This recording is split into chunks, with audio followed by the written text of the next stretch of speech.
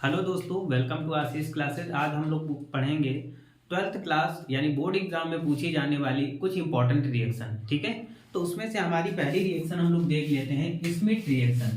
ठीक है, ये स्मिथ रिएक्शन हमारे बोर्ड एग्जाम के लिए बहुत ही ज़्यादा इंपॉर्टेंट है। अगर आप देखें तो 2006, 2008, 2012, 2013, 2015, 2016, 2019 के बोर्ड एग्जाम में पूछी गई है। ठीक है, इसलिए ये रिएक्शन हमारी बहुत ही ज़्यादा इंपॉर्टेंट होगी और इस बार बोर्ड एग्जाम में ये 100% आएगी। ठीक है, हर बार कहीं ना कहीं ये बोर्ड एग्जाम में पूछी ही जाती है, इसलिए इंपॉर्टेंट रिएक्शन होती है। देख लेते हैं इस रिएक्शन के बारे में। सबसे पहले in this reaction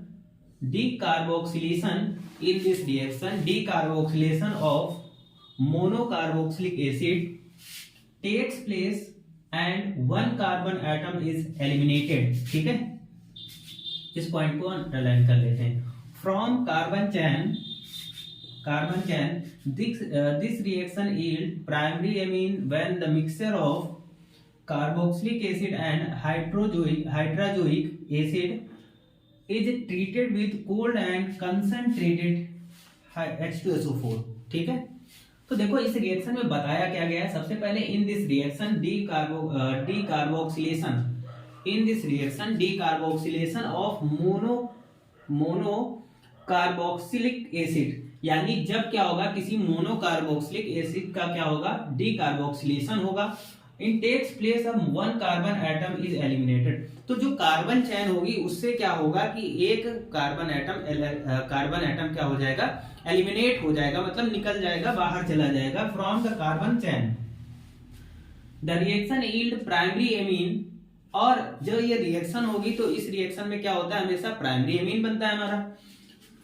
When the mixture of carboxylic acid, यानी क्या होगा, जब कार्बोक्सिलिक एसिड का मिक्सचर और हाइड्राजोइक एसिड, यानी कार्बोक्सिलिक एसिड और हाइड्राजोइक एसिड का जो मिक्सचर होगा उसको हम क्या करेंगे, ट्रीट करेंगे with cold and concentrated hydrochloric acid की प्रेजेंस में। ठीक है, तो हमारा जो प्रोडक्ट बनेगा वो क्या बनेगा, वो प्राइमरी एमीन बनेगा। इस एग्जांपल के माध्यम से हम लोग समझ लेते हैं। ठीक है, सबसे पहले अगर बात कर लेते हैं यहाँ पर एसिटिक एसिड। ठीक है, तो इस एसिटिक एसिड में कितने कार्बन है, 1 और 2।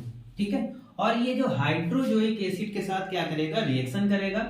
तो एसिटिक एसिड हाइड्रोजोइक एसिड के साथ रिएक्शन करेगा in presence of concentrated H2SO4। ठीक है, in presence of concentrated H2SO4 then form primary amine. मतलब देखो यहाँ पर बता रहा था प्राइमरी एमीन, तो यहाँ पर क्या बनेगा, मेथिल एमीन बनेगा, नाइट्रोजन गैस बनेगी, कार्बन डाइऑक्साइड बनेगा। ठीक है, फिर समझ लो, फिर से इस रिएक्शन को समझ लो, बहुत ही ज्यादा इंपॉर्टेंट है कि क्या होगा कि व्हेन एसिटिक एसिड, ठीक है, हाइड्राजोइक एसिड के साथ रिएक्शन करेगा in presence of concentrated H2SO4 then form methyl amine and nitrogen and carbon dioxide gas. दूसरा एग्जांपल इसी बेस पे ले लेते हैं, प्रोपेनोइक एसिड। तो देखो प्रोपेनोइक एसिड में देखो यहाँ पर 3 कार्बन एटम है। ठीक है, अब देखो जब ये हाइड्राजोइक एसिड के साथ रिएक्शन करेगा तो यहां से एक कार्बन एटम क्या होगा, एलिमिनेट होगा, और यहां पर भी एक कार्बन एटम क्या हो गया, एलिमिनेट हो गया, कार्बन डाइऑक्साइड बना लिया, और यहां पर क्या बनाया,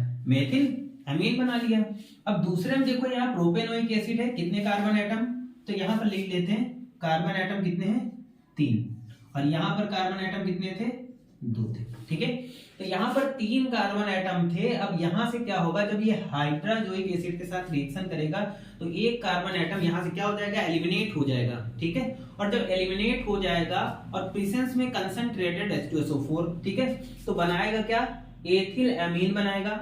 ठीक है भाई, एक देखो कार्बन एटम यहाँ से एलिमिनेट हो गया था तो एथिल एमीन बन गया, उसके साथ में क्या बना, नाइट्रोजन बना, और क्या बना, और बना यहाँ पर कार्बन डाइऑक्साइड बन गया। ठीक है, तो ये थी हमारी स्मिथ रिएक्शन। स्मिथ रिएक्शन में क्या होता है कि जब भी किसी रिएक्शन में कार्बोक्सिलेशन, अगर किसी मोनोकार्बोक्सिलिक एसिड का कार्बोक्सिलेशन होगा, मतलब अगर मोनोकार्बोक्सिलिक एसिड का क्या होता है, मोनोकार्बोक्सिलिक एसिड का क्या होगा, डीकार्बोक्सिलेशन होगा, तो क्या होगा कि in takes place the one carbon atom eliminate from the carbon chain. तो जो कार्बन चैन होगी उससे क्या होगा कि एक कार्बन एटम क्या हो जाएगा, एलिमिनेट हो जाएगा। एलिमिनेट मतलब वहां से निकल जाएगा, और प्रेजेंस क्या होगा, प्रेजेंस में कंसंट्रेटेड H2SO4 की प्रेजेंस में। ठीक है, और बनाता क्या है, हमेशा याद रखना कि ये प्राइमरी एमीन बनाता है। ठीक है, हमने 2 एग्जांपल्स के माध्यम से समझ लिया और बहुत ही ज्यादा इंपॉर्टेंट रिएक्शन है।